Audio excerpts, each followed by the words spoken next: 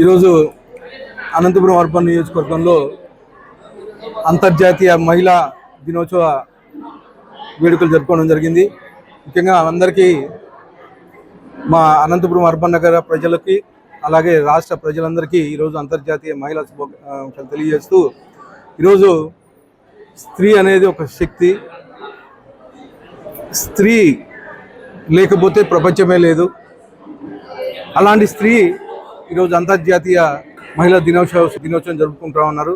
ముఖ్యంగా మా ముఖ్యమంత్రి నారా చంద్రబాబు నాయుడు గారు మహిళల పక్షపాతి. దేనికంటే మా తెలుగుదేశం పార్టీనే మహిళలకు పక్షపాతి. తెలుగుదేశం పార్టీ ఏర్పడిన తర్వాత అన్న నందమూరి తారక రామారావు గారు మహిళలకు ప్రత్యేకమైనటువంటి ఒక చట్టం తీసుకొచ్చి మహిళలకు పురుషులతో పాటు మహిళలకు సమాన హక్కులు కల్పించడం ముందుగా అన్న నందమూరి తారక రామారావు గారు అయితే ఈరోజు మహిళలకు సపరేట్గా ఒక రిజర్వేషన్ తీసుకొచ్చి 33% రిజర్వేషన్ కల్పించిన ఘనత మన ముఖ్యమంత్రి నారా చంద్రబాబు నాయుడు గారిది.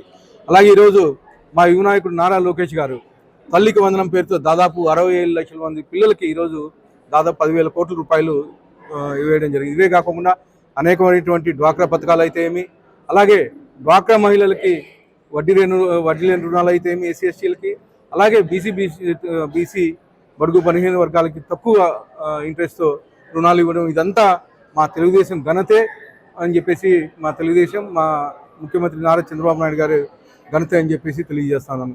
ఇదే కాకుండా ముఖ్యంగా నిన్న మొన్న చూశారు అనేకమైనటువంటి అంటే చిన్న చిన్న పిల్లల్ని కానీ ఇబ్బంది పెట్టే పరిస్థితి. కానీ దానికి ఎలా సమాధానం చెప్పారో మా యువ నాయకుడు మా ముఖ్యమంత్రి వర్యాలు మీకు తెలుసు. ఖచ్చితంగా ఆడపిల్లలకు అన్యాయం జరిగినా కానీ, ఆడపిల్లల జోలికి వచ్చినా కానీ మా ముఖ్యమంత్రి వర్యులు నారా చంద్రబాబు నాయుడు గారు అయితేమి, అలాగే మా యువ నాయకుడు నారా లోకేష్ గారు అయితేమి కఠిన చర్యలు తీసుకుంటారని చెప్పేసి తెలియజేస్తూ, ఈ అవకాశం ఇచ్చిన అందరికీ ధన్యవాదాలు తెలుపుతూ మరొక్కసారి అంతర్జాతీయ మహిళా దినోత్సవ శుభాకాంక్షలు తెలియజేస్తాను.